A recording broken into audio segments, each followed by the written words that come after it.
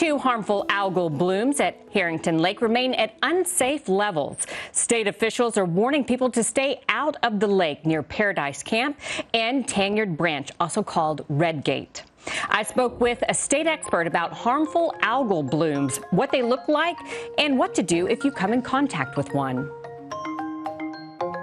You may have heard more about harmful algal blooms in Kentucky's news lately, and if you're not really sure what that is, you're not alone. Here to answer some questions about it is environmental scientist Melanie Arnold with the Kentucky Division of Water. That's part of the Energy and Environment Cabinet. So, Melanie, tell us, what is a harmful algal bloom?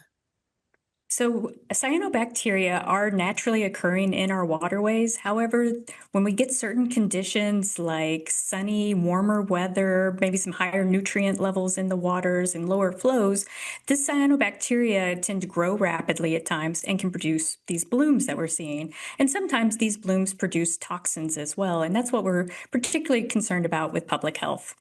Okay. Well, what exactly do they look like? How would we recognize them?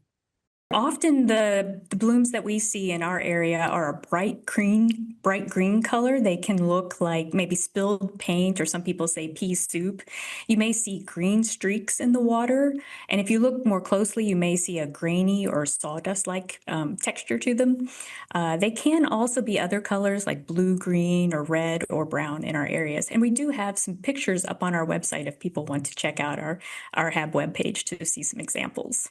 Okay, so how are they harmful to us then? What sort of symptoms might we experience?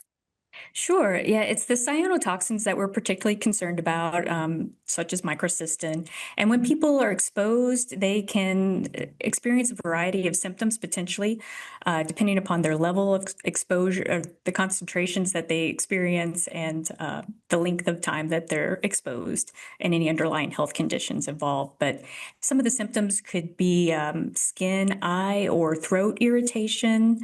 Some people may have some difficulty breathing. There can also be symptoms such as stomach pain, nausea, vomiting, or diarrhea. And in some of the most severe cases, there's potential for liver damage as well. Okay. So these we've found two harmful blooms that have been detected in Harrington Lake. So are people not allowed in that area, or are they advised not to? What sort of restrictions, what should people be doing or not doing in that area? So as the Division of Water, we don't prevent people from recreating in that part of the waterway. We just want to provide appropriate information for people to be able to make the decisions that's best for them. So our recommendations currently for areas above our recommended recreational advisory level, we would suggest that people avoid activities such as swimming, wading, paddling, activities that create a spray like jet skiing or water skiing in those affected areas. And also, if people see areas where there are indicators of the bloom that we discussed earlier, those would be areas we'd recommend that people try to stay out of if possible. And if people think they've been exposed, we recommend that they, rinse off with clean water. If they have symptoms, contact their doctor or the local health department for additional information. What about fishing in that area? Is it okay to eat the fish and then also drinking water that may come from some of these waterways? Sure. So our recommendations currently for fishing would be that, you fillet the fish, rinse the fish with clean water, and don't consume any of the organs. And, if you are fishing in an area, just be conscious of, the bloom that you may be around. So if there are other areas outside the bloom, that would be potentially your better option. And in terms of drinking water, we work closely with the Danville water treatment plant, and we had staff on site this week. They're not seeing any issues with treating the drinking water. The water company or the water plant is familiar with these sorts of conditions and has the treatment to address these sort of seasonal conditions that we're seeing. So as of right now, they're not reporting having any issues, and we haven't seen the bloom in that area from what's been reported so far. What kind of waterways would we be most likely to find these harmful algal blooms? Well, cyanobacteria are present in our waterways.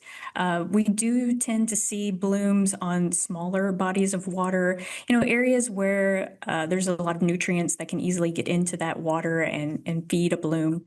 But it is possible to see them in other areas. Any area that's also maybe slow moving, doesn't have a lot of movement to the water, can tend to form a bloom more easily. Okay. What other bodies of water in the past have these been spotted on besides Harrington Lake, which is currently happening? We've had a few different advisories throughout the years. We've been monitoring since approximately 2013, I believe. I know the blooms on the Ohio River tend to make the news on occasion, so we've seen them there. There's been a few years where we have had a bloom reported on Harrington Lake. We haven't issued any advisory in the past, but some of our smaller lakes, fish and wildlife lakes across the state, we tend to see them.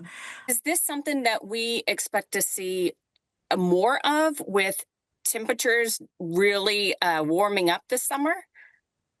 We are early in the season, so there is the potential to see additional blooms this year. Anytime we get like long dry periods or these hotter, sunnier weather, then we do have the potential to form blooms. Unfortunately, predicting the blooms is still challenging, and a lot of people are doing research on how to better dial in the tools to be able to predict when and where blooms may occur.